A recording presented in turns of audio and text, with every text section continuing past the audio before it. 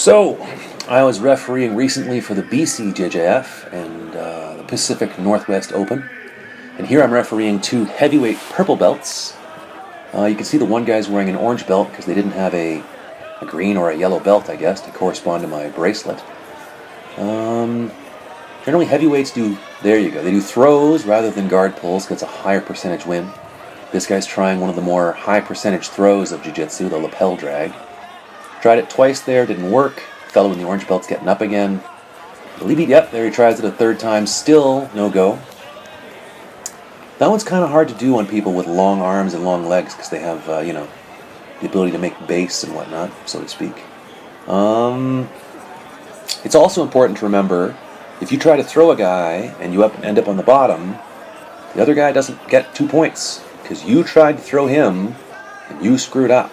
So the 2 points is awarded for successfully throwing your opponent. And if you try to throw your opponent and he ends up on top of you, that does not mean he gets 2 points, unless he tried to throw of his own. Also, side control. Was the guy in side control? I don't think he was, but bear in mind, side control is also not worth anything. So if you try, say, a shoulder throw and you screw it up and you end up on the bottom, the guy on top does not get any points just because he ends up in side control. Although this guy's in the half guard, so that's maybe not relevant for this match, but it's relevant in general. And here I am fixing them, because I've got to start them in the same position. The guy on the bottom continuing to do his best. I mean, he tried 2 or 3 throws. He tried a loop choke or something when they hit the ground. Now he's trying to do some kind of half guard sweep. But, that's not working either. And the fellow on top, I mean, he's just, I don't know if he's actually tried anything thus far, but he's successfully countered the throw a few times, and now he's not being swept, so kudos to him. And I am observing. I don't think I've awarded any points for anybody yet, because, the guy on the bottom is trying to sweep him. Because like I said, the guy tried 2 or 3 throws. Those didn't work. Now he's trying to sweep the dude. That didn't work. I might award, here we go. This is going to be 3 points. There you go. 3 points for a guard pass. So, it's funny. I guess it's the question of, should you be... Oh, now he's going to get some points for knee on belly. There you go. There's the 2. And the guy is doing his damnedest to get out of there. And he has turtled. And the fellow is now going to attack his turtle. And there you go. Look at him. He's grabbing his own lapel. And he's going to pass it across the guy's neck and hold it with his other hand. And then he jumps into, I don't know what you want to call this. I call it the hobo choke because the guy that was really good at it, there you go. He wasn't a hobo, but he looked like a hobo. Anyway, also that one happens in judo a lot. Anyway, there, I'm raising the guy's hand, and, they both put in their maximum effort. Purple belt heavyweight. They fight again, round 2. I moved my camera to get a different perspective. Again, the same fellow's wearing the orange belt. I'm wearing a green and yellow wristband. And interestingly enough, the TV screen has blue and yellow on it. So that made things a touch confusing. But whatever. These two fellows are squaring off against one another, and the fellow not wearing the purple belt does not want to get caught in that same choke again. And this time the fellow in the orange belt attempts a shot, and shooting a double leg after the grip is established is fairly low percentage. Generally, if you're going to shoot a double or a single, you should do it before the grip is established, because once grips are established, it can be a little bit hard. I mean, I know a way or two of accomplishing it, but we're not in a way right now where I can demonstrate it. Maybe I'll show it on camera this weekend or whatever, put it up. But anyway, they've grabbed onto each other and their hips are back, their heads are down, and they're both looking for an opportunity to score some points. Generally getting a belt like this is a good opportunity to do a sumegashi, but I don't think... There he tries. Actually, I don't know what he was trying there. But maybe he was trying to pull a half guard, but he didn't even get half guard. I think the coach of the guy in the orange belt is yelling at me to award points for the guard pass, but there you go. Oh, no, that's for knee on belly, I think. I think I didn't award guard pass points because there was no guard to pass. The one guy tried to throw him and the other guy stepped to the side. I guess I argumentatively, I could have awarded 3 there. But no guard was established, so no guard was passed. You know what I mean? When your guy's going for a throw and you'll end up side controlling the guy, you know, did you pass his guard? Anyway.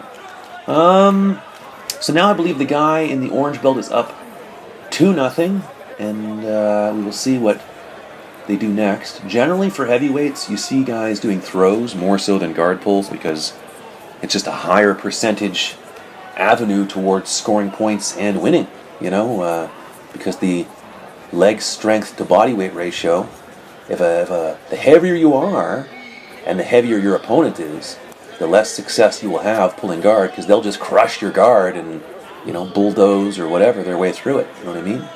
But, he tries some kind of judo trip or sacrifice trip kind of thing there. Didn't work, and the other fellow's ending up on top of him here. No points for that, of course. Bear in mind, to get points for the throw, the guy has to end up on his back with you on top of him on the mat. Oh, there he tries a throw again. I don't know if I actually would consider that a throw because that was kind of off the knees. Throws have to happen off the feet. So whatever you do while kneeling, if your opponent is also kneeling, it's not a throw because you're not standing. And it's not a sweep because you're not in your guard. So sweeps happen from the guard and throws start standing. And you have to wait 1, 2, 3. Okay, now they're standing. Generally, once you stand again, 3 seconds has to pass, generally, before it's considered a standing position. If you're moving to standing from your knees or from your guard and whatnot. They're starting over. You can see the guy did a grip break there, and you know, it's funny, sometimes people invest so much in a single throw, whether it's the lapel drag or the single leg, and then they get on the mat and they have one throw they're good at and a bunch of throws they're bad at. And then they try the one throw they're good at 2 or 3 times and it doesn't work. And then they have to revert to either doing no throws or the throws they're bad at. You know what I mean? And as a referee, sometimes you see someone do a throw and it doesn't work, and they try the same throw again and it doesn't work, and the same throw a third time, it doesn't work. At this point, I'm pointing out to the timekeeper that he stopped time and then didn't restart it.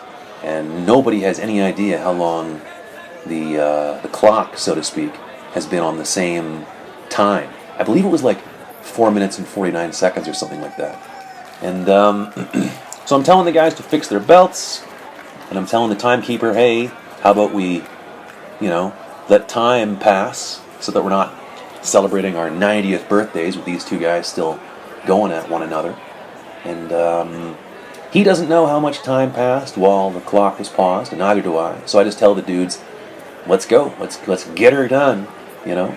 And I'm telling them to fix their belts. And again, you can see the fellows retying his orange belt, and I'm got a yellow and green wristband, and on the screen there I think is blue and yellow, just to make it super confusing. Anyway, off we go. They're squaring off again, and see, no grips have been established. So if you're going to shoot, now is the time to shoot. Before grips are, see there, he tries it. Doesn't work, but, you know, that's the time to try a double or single before grips are established. You know, now that grips are established, now we can do lapel drags and various other, you know, takedowns.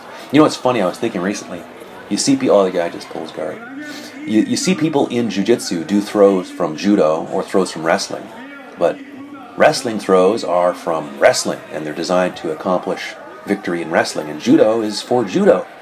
And we're beginning to see now throws that are designed by jiu-jitsu guys for jiu-jitsu guys, like the lapel drag and the fake guard pull to the single or the fake guard pull to the double, or just baiting the guard pull and plucking the leg as the guy sits, which is super high percentage. I think the highest percentage throw for throwing points is just plucking the leg when someone's pulling guard. Although pulling guard at heavyweight, as I've said before, is not a good idea.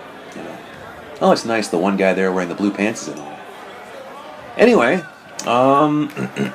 you can see the guy with the orange belt on is trying some kind of choke on the fellow, and he's got north-south position on him.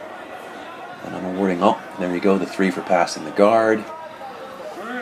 And now he's going to get the 2 for knee on belly. You can see there's the 2 for knee on belly.